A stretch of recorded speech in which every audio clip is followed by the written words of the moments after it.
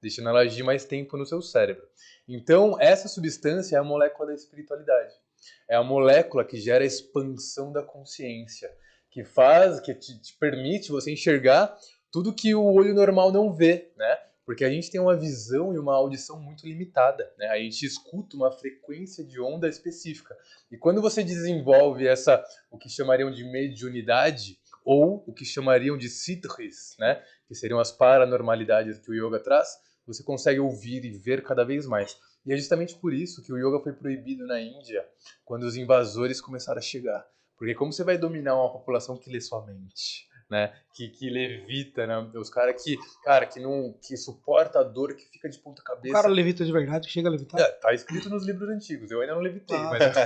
Deixa eu só, pra mim entender um pouquinho, pra mim não perder o fio da meada aí, você explicou, né, qual é o sensor, né, a parte sensorial. Sim. Aí você passou pelo Umbanda e você passou pelo chá não, pela ayahuasca. Então, pra mim, na minha cabeça, eu tô fazendo uma conexão que pode ser que não tenha nada a ver pra não dar besteira. O yoga não tem nada a ver com o Umbanda, você só usou como exemplo. O Umbanda também... Foi um exemplo porque a Umbanda utiliza a sua mediunidade para se conectar com a espiritualidade, né? O yoga, ele não tem religião. Porque o yoga, igual eu falei, desde a base da humanidade, os primeiros povos que foram encontrados, os primeiros... como fala aquele que pinta nas cavernas, assim? não é Maia, não.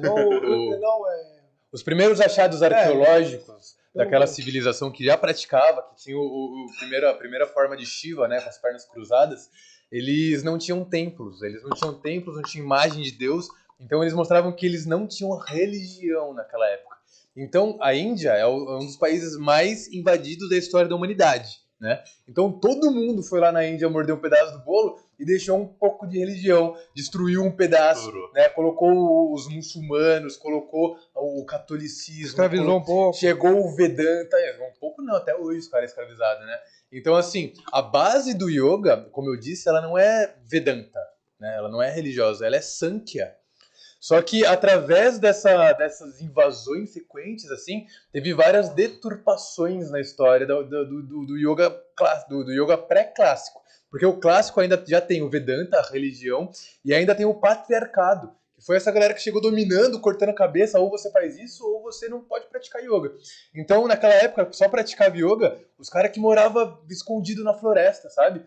Até que um nobre falou assim, cara, a gente precisa trazer isso de volta, porque é a salvação da humanidade, né? O yoga surgiu como ferramenta para a evolução da espécie. Não era para curar o cara que estava inflamado, porque nem McDonald's tinha na época, mas imagina, né?